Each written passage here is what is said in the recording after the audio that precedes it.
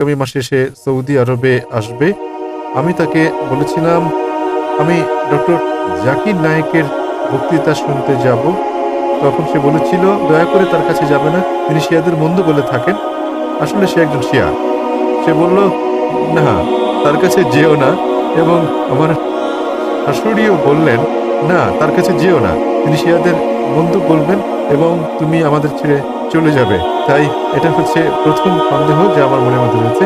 এবং দ্বিতীয় বিষয়টি হচ্ছে আমার আমার একটি সাধারণ প্রশ্ন আছে, এই অর্থে যে যদি আমরা বলি সবকিছু ঈশ্বর এবং সবকিছুই ঈশ্বরের হিন্দু ও মুসলিম ধর্মে, তাহলে কেন ঈশ্বর চান আমরা সবাই তার উপাসনা করি? কেন তিনি আমাদের সৃষ্টি করলেন? যে কোনো ধর্মে যখন আমরা সৃষ্টি নিয়ে আলোচনা করি, কেন তিনি আমাদের সৃষ্টি করলেন, কেন তিনি আমাদের উপাসনা চান, কেন তিনি তার উপাসনার জন্য আমাদের এত ত্যাগ চান, এবং কেন তিনি জীবজন্তু কিংবা অন্যদের উপাসনা করতে বলেন না, কেন কেবল মানুষকেই বলেন? ধন্যবাদ। ভাই দুটো প্রশ্ন করেছেন। প্রশ্ন করার আগে তিনি আমাকে নমস্তে বলেছেন। ভাই আপনি নমস্তের মানেটা কি জানেন? না। লোকে বলে হাই, এই হাই শব্দের মানে আসলে কি? আমি বলি আসসালামু আলাইকুম ওয়া রাহমাতুল্লাহি ওয়া বারাকাতুহু, মানে হচ্ছে আপনার উপর আল্লাহর শান্তি রহমত ও করুণা বর্ষিত হোক। আপনি আমাকে বলেছেন নমস্তে, আমাকে জবাব দিতে হবে, ঠিক? এবং আমি জবাব না দিলে আপনি বলবেন কি ধরনের তিনি লোক, ঠিক? এখন আমি আপনাকে জিজ্ঞেস করি নমস্তে শব্দের মানে কি? দেখুন, আমার কাছে নমস্তের মানে হচ্ছে যেমন আমি আপনাকে হাই বলছি, তেমন যেমন আপনাকে বলছি আসসালামু আলাইকুম। তবে আপনার জন্য দয়া করে আমাকে মাফ করবেন যদি খারাপ ব্যাপার থেকে যদি বলি যিনি আমাকে অপদস্থ করেছেন তিনি ভালো মানুষ, তাহলে কি বিশ্বাস করবেন? যদি আমি ওই শব্দটা জানতাম। যদি আমি বলি উল্লু, আপনি জানেন উল্লু কি? উল্লুর মানেটা হচ্ছে বাংলায় পেঁচা, ইংরেজি আউল মানে হচ্ছে জ্ঞানী ব্যক্তি, কিন্তু বাংলায় উল্লু মানে কি? উল্লু মানে বোকা। হ্যাঁ, বোকা। তাহলে তাহলে ইংরেজরা ভাবে আমি আপনার প্রশংসা করছি, আপনাকে জ্ঞানী বলছি, কিন্তু আপনি জানেন আপনাকে আমি বোকা বলছি। আমি নমস্কার মানেটা জানি, সেজন্য এখনো জবাব দিইনি। আপনি মানেটা জানেন না, আপনি আমাকে নমস্তে বলেছেন, আমি অর্থ জানি তাই উত্তর দেইনি এখনো। নমস্কার মানে হচ্ছে সংস্কৃত ভাষার শব্দ ইধাম নামামে থেকে এটা এসেছে, মানে আমি আপনার কাছে নতজানু হই। আপনি কি আমার কাছে নতজানু হতে চান? অবশ্যই আপনি তার কাছে নতজানু হতে পারেন যার অনেক জ্ঞান আছে। ঠিক আছে, আপনার মতে জ্ঞানী ব্যক্তির কাছে নতজানু হওয়া যায়, কিন্তু কোরআন অনুযায়ী এবং ইসলাম ও বেশিরভাগ ধর্ম অনুযায়ী আপনি সর্বশক্তিমান ঈশ্বর ছাড়া আর কারো কাছে মাথা নত করতে পারেন না। আপনি জানেন অনেক হিন্দু আমার আলোচনার শেষে তারা এসে আমার পায়ে স্পর্শ করে। আপনি জানেন তারা কি বলে? हमने पहले बार भगवान का अवतार खुद देखा आंख से। এই জীবনে দেবতাকে সচক্ষে দেখলাম প্রথম, হিন্দুরা আমাকে বলে। তাই আমি বলি দেখেন ভাই, আমি জানি আপনি আমাকে সম্মান করেন, আমাকে ভালোবাসেন, আমি এর প্রশংসা করি, তবে সত্য ঈশ্বর ছাড়া আর কারোর কাছে মাথা নত করা হচ্ছে শিরক। এমনকি হিন্দু ধর্ম মতো আপনি ঈশ্বর ছাড়া আর কারো কাছে মাথা নত করতে পারেন না। তাই আমি তাকে সংশোধন করছি যে সম্মান ভালোবাসায় করলেও ভালোবাসা আর সম্মানের মাত্রা ছাড়ানো ঠিক নয়। যখনই মাত্রা অতিক্রম করবেন তখনই তা শিরক, ঈশ্বরের শরীক সাব্যস্ত করা। পরে উনি কিন্তু আমার কাছে এসে আমাকে অনেক প্রশংসা করেছে, তারা আমাকে ঈশ্বরের কাছাকাছি নিয়ে গেছে। আমি বলি আমি দেবতা নই, আপনারা কেবল সর্বশক্তিমান ঈশ্বরের কাছে মাথা নত করতে পারেন। আমি বলি জ্ঞান হলো ঈশ্বরের দান, এটা ঈশ্বরের দান। তাই যখন আপনারা আমাকে দেখেন তখন বলতে পারেন মাশাআল্লাহ। মাশাআল্লাহ মানে আল্লাহর যেমন ইচ্ছা, মানে আমার চেষ্টা সর্বশক্তিমান ঈশ্বরের ইচ্ছার কারণে, অন্যথায় আমি তো তোতা ছিলাম।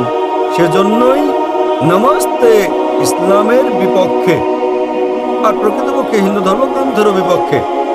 যদিও কিছু পণ্ডিত বলেন যে ইধাম নামে হতে পারে প্রশংসা হোক, প্রকৃত অর্থ আমি তোমার কাছে মাথা নত করি। ইসলামে আসসালামু আলাইকুম, আপনার উপর শান্তি বর্ষিত হোক। আপনি যখন খুশি যে কোনো জায়গায় বলতে পারেন এটা। ইংরেজিতে আমরা বলি গুড মর্নিং, মুষলধারে বৃষ্টি হলেও আমাদের বলতে হবে গুড মর্নিং। লোকটা হয়তো স্ত্রীর সঙ্গে ঝগড়া চলছে, তাও কেউ হয়তো বললো গুড মর্নিং, তাকে বলতে হবে গুড মর্নিং, অথচ তার মনে হচ্ছে এমন মর্নিং যেন জীবন আর না আসে, তবুও তাকে বলতে হচ্ছে good morning, good evening, good night. তাই ইসলাম ধর্মে উত্তম হচ্ছে আসসালামু আলাইকুম, আপনার উপর শান্তি বর্ষিত হোক। আর আমি এটা কামনা করি, কারণ কোরআন বলছে সূরা নিসা অধ্যায় নম্বর 4 আয়াত নম্বর 86, যদি কেউ তোমাকে সৌজন্যমূলক অভিবাদন জানায় তাকে আরো বেশি সৌজন্য দেখাও। অর্থাৎ কেউ তোমাকে সৌজন্য দেখালে তাকে আরো বেশি সৌজন্য দেখাও, অথবা কমপক্ষে সে যতটা দেখিয়েছে। তাই আপনাকে বলছি আসসালামু আলাইকুম ওয়া রাহমাতুল্লাহি ওয়া বারাকাতুহু। আল্লাহর শান্তি ও রহমত বর্ষিত হোক আপনার উপরে ভাই। ওয়ালাইকুম আসসালাম। ফিরে আসছি আপনার প্রশ্নে। আপনার প্রথম প্রশ্ন ছিল, আপনি করেছেন যে আপনার হবু স্ত্রী না আপনার স্ত্রী? আমার স্ত্রী। তাহলে ইতিমধ্যে থেকে বিয়ে করেছেন। ফাইন, আপনার স্ত্রী আপনাকে আমার লেকচারে না আসতে বলেছেন কারণ আমি শিয়াদের বিরুদ্ধে, কিন্তু তবুও আপনি তার কথা শোনেননি। আপনি আমাকে অনেক পছন্দ করেন, আমি এর প্রশংসা করি। তবে তবে আপনি কি জানেন কেন শিয়া শব্দটি কোনো জায়গায় নেই কোরআনে? দেখুন, শিয়া সুন্নি এসব কোরআনে নেই। কোরআনে বলা হচ্ছে সূরা আলে ইমরান অধ্যায় নম্বর 3 আয়াত নম্বর 103, वातसिमु बिहब्लिल्लाहि जमिया वला तफरकू। আল্লাহর হাতলকে শক্তভাবে ধারণ করো এবং বিচ্ছিন্ন হও না। আমাদের মুসলিমদের দৃঢ়ভাবে আল্লাহর হাতলকে ধরতে হবে এবং আমরা পরস্পর বিচ্ছিন্ন হব না। এবং সর্বশক্তিমান আল্লাহ কোরআনে বলেছেন সূরা আনাম অধ্যায় নম্বর 6 আয়াত নম্বর 159 যে হে নবী, যে ইসলাম ধর্মের বিভক্তি সৃষ্টি করে তার ব্যাপারে আপনার কিছু করার নেই। আল্লাহ তার বিষয়টি দেখবেন শেষ বিচারের দিনে। তাই ইসলাম ধর্মের বিভক্তি সৃষ্টি করাটা হচ্ছে নিষিদ্ধ। সুতরাং যে ইসলাম ধর্মের বিভক্তি সৃষ্টি করে সে কোরআন এবং সুন্নাহর বাইরে চলে গেল। আপনি আপনার স্ত্রীকে বলুন, ডক্টর জাকির নায়েক বলেছেন শিয়া সুন্নি বলে কোনো কথা নেই। কোরআনে বলা হয়েছে अतिउल्लाह व अतिउर रसूल। আল্লাহ এবং তার রাসূলের অনুসরণ করো। আমাদের কি করতে হবে? আমাদের মেনে চলতে হবে কোরআন এবং সহিহ হাদিস, নবী মুহাম্মদ সাল্লাল্লাহু আলাইহি সাল্লামের সহিহ হাদিস। এবং একটা লেভেলে আপনি দিতে পারেন মুসলিম। তাই আমি নিজেকে শিয়া সুন্নি বলি না, আমি নিজেকে বলি মুসলিম। তো আপনি আজ আপনার স্ত্রীকে বলুন আমি ডক্টর জাকির নায়েকের সঙ্গে সাক্ষাৎ করেছি, তিনি নিজেকে বলেছেন মুসলিম।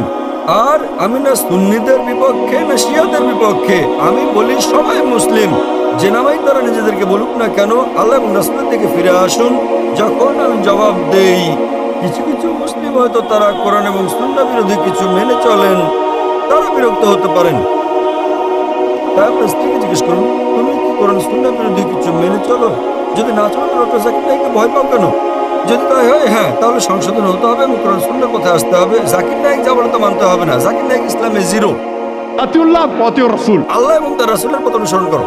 তাই আপনার স্ত্রীকে বলুন, তিনি কোরআন এবং সহিহ হাদিসের বিপরীতে যদি কিছু অনুসরণ করে থাকেন তাহলে তাকে সংশোধন করতে হবে, তার নিজেকে মুসলিম পরিচয় দেওয়া উচিত। কারণ শিয়ার কথাটা কোরআনে কোথাও উল্লেখ নেই। তবে আমি প্রশংসা করি যে আপনি আপনার স্ত্রীকে ভালোবাসেন, কিন্তু আমাকেও ভালোবাসেন, মাশাআল্লাহ। তাই আপনি আমার লেকচার শুনতে এসেছেন।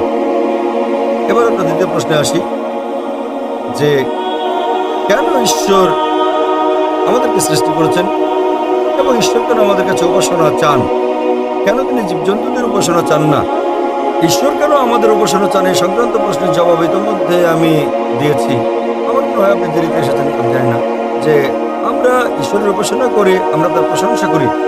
লোকেরা আমাকে প্রশ্ন করে কেন আমি বলি আল্লাহু আকবার, কেন আমরা ঈশ্বরের প্রার্থনা করি? আমি বলি দেখেন, ইসলাম ধর্মে আমরা ঈশ্বরের প্রার্থনা করি বা না করি তাতে আল্লাহ সুবহানাহু ওয়া তাআলার কিচ্ছু এসে যায় না। যখন আমি বলি আল্লাহু আকবার, আল্লাহ মহান, তিনি আগে থেকেই তো মহান। আমি আল্লাহু আকবার বললে তিনি মহান হয়ে যাবেন না? তাও কেন আমরা বলি? আপনি জানেন কেন বলি? কারণ যখন আমি কারো প্রশংসা করি, যখন আমি কাউকে মহান বলি, সেটা একটা মানবিক প্রবণতা যা আমি চেষ্টা করি তার নির্দেশ মেনে চলতে। তাই আল্লাহর প্রশংসা করার কারণ এটা নয় যে তিনি বড় হয়ে যাচ্ছেন যখন আমরা তার প্রশংসা করছি। যে মুহূর্তে আমরা তার প্রশংসা করি সেই মুহূর্তে কোরআনের দেওয়া তার নির্দেশ পালন করি আমরা। তাই প্রথমে আমাদের শনাক্ত করতে হবে কে সর্বশক্তিমান ঈশ্বর, তারপর তিনি কি মেনে চলতে বলেছেন। তাই তো মুসলিম মানে যিনি সর্বশক্তিমান ঈশ্বরের কাছে নিজের ইচ্ছাকে সমর্পণ করেন। কোরআনে বলা হয়েছে সূরা জারিয়াত অধ্যায় নম্বর 51 আয়াত নম্বর 56 যে আমি জিন ও মানুষকে আমার উপাসনা ছাড়া অন্য কোনো কারণে সৃষ্টি করিনি। সর্বশক্তিমান ঈশ্বর তার উপাসনার জন্য আমাদের সৃষ্টি করেছেন এবং যে কারণে তিনি আমাদের উপাসনা চান তা হচ্ছে তিনি আমাদের এইরকম ক্রাইটেরিয়া মুক্ত করেছেন। এটা হচ্ছে মানবজাতির জন্য নির্দেশনা ম্যানুয়াল, মানবজাতির ভালো মন্দ। তাকে উপাসনার সময় আমরা তার প্রশংসা করি, স্বভাবতই আমাদেরকে তার নির্দেশ পালন করতে হবে। আর যখন আমরা সর্বশক্তিমান ঈশ্বরের নির্দেশ মেনে চলি সেটা আমাদের জন্যই ভালো। উদাহরণস্বরূপ যদি আপনি ডাক্তারের কাছে যান, ডাক্তার আপনাকে চিকিৎসাপত্র দিলে সেটা আপনি মেনে চলেন কি না? হ্যাঁ। হ্যাঁ, কেন? কারণ আপনি অসুস্থ, তিনি হলেন ডাক্তার। একইভাবে সর্বশক্তিমান ঈশ্বর আমাদেরকে প্রেসক্রিপশন দিয়েছেন কোরআনে এবং সহিহ হাদিসে। মানুষের জন্য ভালো মন্দের কথা বলা হয়েছে। যখন আমরা তার প্রশংসা করি, উপাসনা করি, স্বভাবতই আমরা তখন তার হুকুম পালন করি। যদি আপনি বিশ্বাস না করেন যে লোকটি ডাক্তার, তাহলে তার প্রেসক্রিপশনকে আপনি মেনে চলবেন না। সুতরাং যখন আপনার ডাক্তার পছন্দ হবে তার কথা মতো আপনি চলবেন। আর এই জন্য আমরা সর্বশক্তিমান ঈশ্বরের প্রশংসা করি এবং আমরা তার উপাসনা করি। যাতে করে আমরা ভালো মানুষ হতে পারি। আপনি প্রশ্ন করেছেন জীবজন্তু কেন তার উপাসনা করে না। আমাদের প্রিয় নবী মুহাম্মদ সাল্লাল্লাহু আলাইহি সাল্লাম তিনি বলেছেন যে ইসলামে অন্য সকল সৃষ্টি শুধুমাত্র জিন ও মানুষ ছাড়া তাদের ইচ্ছা স্বাধীনতা নেই। অন্যান্য সৃষ্টির কোনো ইচ্ছা স্বাধীনতা নেই, ফেরেশতাদের ইচ্ছা স্বাধীনতা নেই, প্রাণীদের ইচ্ছা স্বাধীনতা নেই। এরা সবাই সর্বশক্তিমান ঈশ্বরের উপাসনা করে। প্রাণীকুল, গাছপালা, পাহাড় পর্বত সবাই সর্বশক্তিমান ঈশ্বরের উপাসনা করে। এদেরকে আরবিতে বলা হয় মুসলিম। জিন ও মানুষ আমাদেরকে সর্বশক্তিমান ঈশ্বর ইচ্ছার স্বাধীনতা দিয়েছেন। আমরা তাকে মানতেও পারি, নাও মানতে পারি। সর্বশক্তিমান ঈশ্বর আমাদের সৃষ্টি করেছেন, কারণ কোরআনে উল্লেখ করা হয়েছে যে আল্লাহর সেরা সৃষ্টি হচ্ছে মানব জাতি।